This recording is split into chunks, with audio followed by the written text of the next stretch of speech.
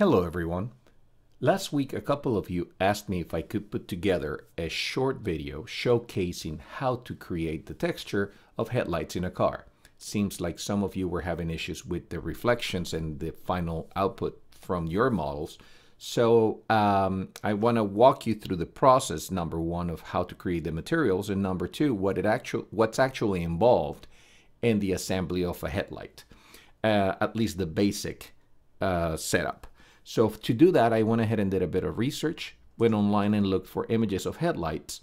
And as you can see, a headlight is basically a glass material placed onto geometry that goes in front of some other geometry in the back. The front glass material will be carrying the reflectivity and the specularity of the headlight.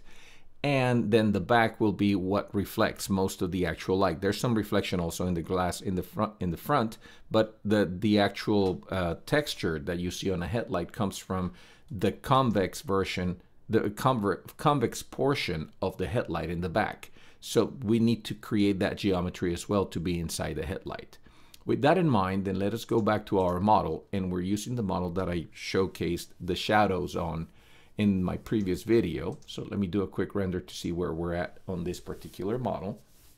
And you'll notice that my spotlight is very low on this, but I'm capturing shadows. So I got that much going. So let me select the spotlight. Let me change its settings. I'm going to increase its intensity to about 2.0. And then I'm going to go down to the Arnold drop down area, and I'm going to increase the exposure to about 10.5. That gives me a good amount of light. Then let me increase the radius to about 1 to soften the shadows and get some more highlights inside my material, on top of my material. And this is pretty good setting for where we are heading. So with that done, let me go ahead and select my headlights from my outliner. That's my geometry right there. And what I'll do is I will apply a new material to those headlights. I will assign a new material. I will go to Arnold, standard surface, and then from the preset for that standard surface, I am going to switch this to glass. I'll replace, and you'll notice in my, let me focus on that portion of the geometry, you'll notice that I get a very dark material. And that is because several things. Number one, this is basically, these two are deformed boxes, and I'm seeing through that geometry onto what's in the back. Because the glass is transparent, I'm seeing onto what's in the back of the actual model. So if I were to look through this and see the fuselage inside the car, there's really no lights back there, there's no materials, there's nothing, so it's looking completely dark. Let me increase the transmission for that glass, and you'll see that the glass transmission reflects on the viewport, but not in my render. And that is because, again, there's nothing back there, but the glass material is being implemented onto the geometry. So let me actually undo that a couple of times so that I remove the actual material, the glass material, and I'll just keep the standard surface for now. So what I'm going to do with this now is I am going to create that convex and concave relationship in my headlights. I will isolate these two things, and then what I'm going to do at this point is I am going to detach the back portion of these lights to create the back portion of my headlights, and that I'll keep the front portion as the glass. So to do so, what I'm going to do is I'm going to go into component mode. I'll select faces, and then what I'll do is I'll go ahead and select each one of these faces in the back. While I'm doing this, I'm going to stop the video for a bit so that I can select all that geometry, and then I'll come back. Having completed the selection of the geometry in the back, what I need to do now is detach that portion of the geometry to create completely separate geometry for that. So to do that, with this faces selected, what I want to do is go into Edit Mesh, and then I'm going to detach. Now, if I switch my tool to the Move tool, you'll notice that I now have that as a completely separate piece of geometry. However, it remains currently as part of the overall headlights geometry. So even if I were to deselect this whole thing, they will still remain as one single piece of geometry, almost like if you had two pieces of two meshes combined. So what I want to do is I want to extract that completely from the original geometry, the headlight geometry. So to do so, I'll go into Edit Mesh once again, and I'll click Extract. You'll notice that I get a gizmo like the one that I get when I do extrudes, and that tells me that basically I now have completely separate geometry. I don't want to do anything else to this, but you could actually rescale things if you wanted to with that tool, or rotate as as you want to modify that geometry if you need to do so. In our case, we don't need to do anything other than simply extract it. So we will switch our tool to the Move tool. You'll notice that my move pivot point got back reset to the origin. So I'll go ahead and click Modify, Center Pivot, and now I can go ahead and take a look at my outliner, and you'll notice that now I have, where I had one single piece of geometry, now I have three. One is called Polysurface 1, which is the back of this light. The other one's Polysurface 2, which is the back of that light, and Polysurface 3, which is the glass portion of the lights. So with that set, what we can do at this point is start setting materials for each one of these pieces of geometry. For the front that is currently selected, I will apply the glass material. Since we had already set up this to have an AI standard surface, I can just go ahead and modify that standard surface to be the glass. Before we continue moving down this path though, let me go ahead and select the headlight's overall geometry, and I will go and delete its history. So I'll go Edit, Delete by Type, History, and that way I can get cleaner access to my attributes in my attributes editor. So I'll go ahead with that set. Let me go to its material, the AI standard surface, and I'm going to switch from the presets, glass, replace. So now we have the glass material applied to that surface. Now for the two in the back, what I'm going to do is I am going to apply a material of a chrome material. If we look at the image, that's what that looks like. It almost looks like a brushed chrome material. So I'm going to go ahead and apply a new material. So I'll select both of them, right click, assign new material, shader, standard surface, and with that new material I can actually go ahead and call it chrome so that I can quickly differentiate it if I need to. And then I'll set presets, chrome, replace. And you'll notice that my chrome material is actually facing the wrong way about. It's facing, because the normals originally on the box were pointing outward. That's where this material is pointing. So I need to reverse the normals on those two pieces of geometry. So we'll select the geometry, the way we've always done, and go into Mesh Display, Reverse, and let me select the other one as well. Mesh Display, Reverse. So I should be able to see right through the glass onto the background.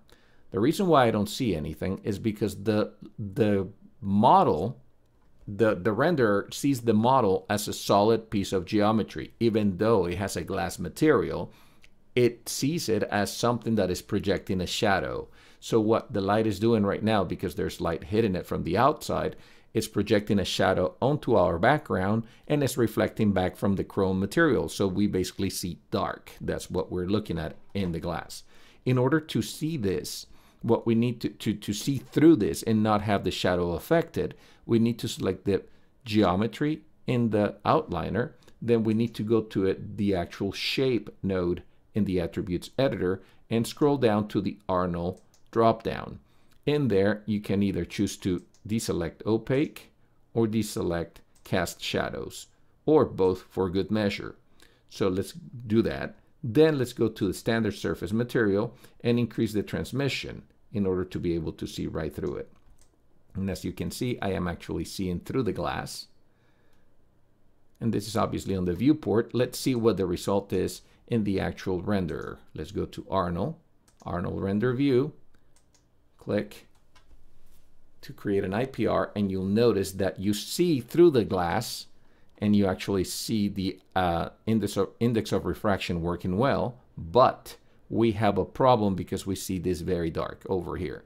And the reason we see this dark is because this is a convex texture inside the actual light. And that convex version is actually reflecting the plane that we have at the bottom catching the shadows. So let me de-isolate this, and you'll notice that we do have this plane geometry capturing the shadows. That, even though we see it as transparent in our render, because that is the material that we applied, the renderer sees it as an opaque material.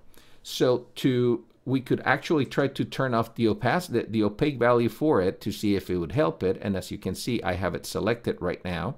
I go to its shape node, and then I can try to turn off the opaque and the cast shadows portion of it. And that somewhat helps it.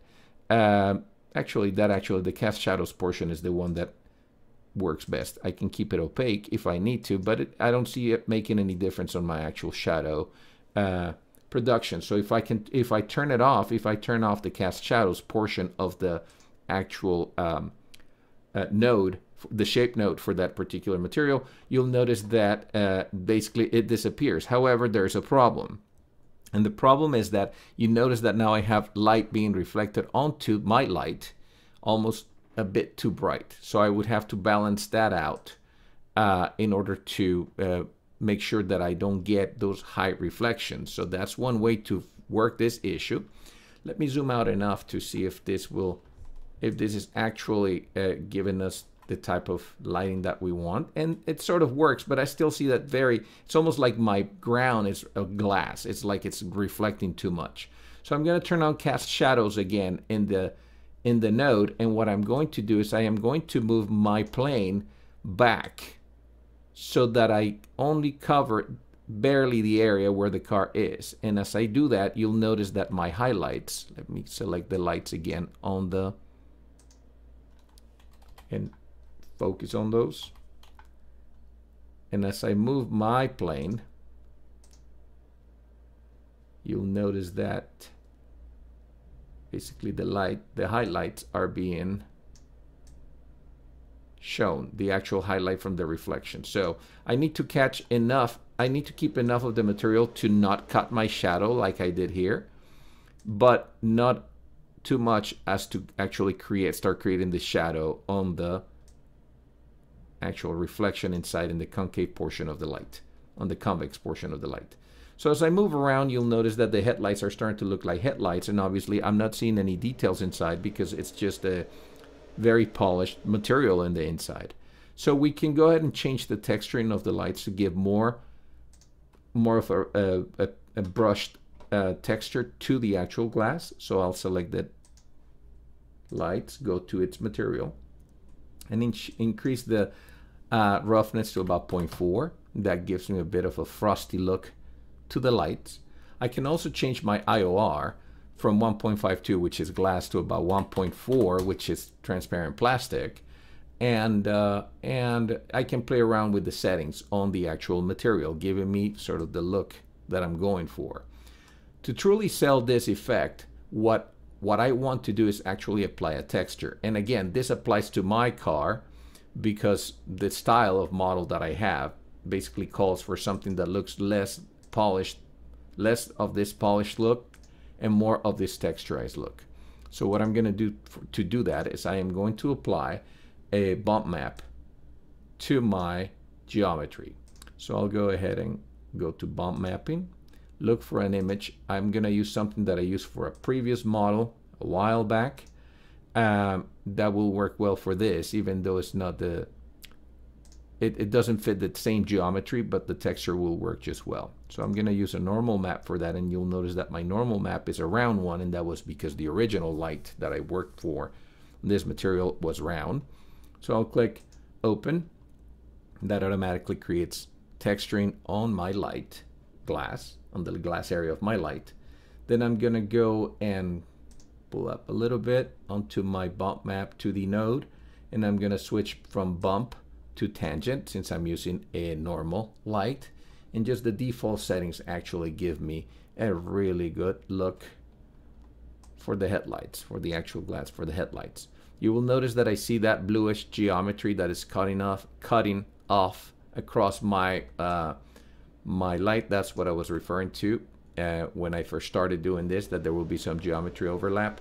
But as you can see, we have pretty good headlight material on this. Now you can increase or decrease the amount of reflectivity. You can change the chrome texture in the back to be less reflective. And basically you would fine-tune it depending on what your setup is for your model. So I hope this answers the question.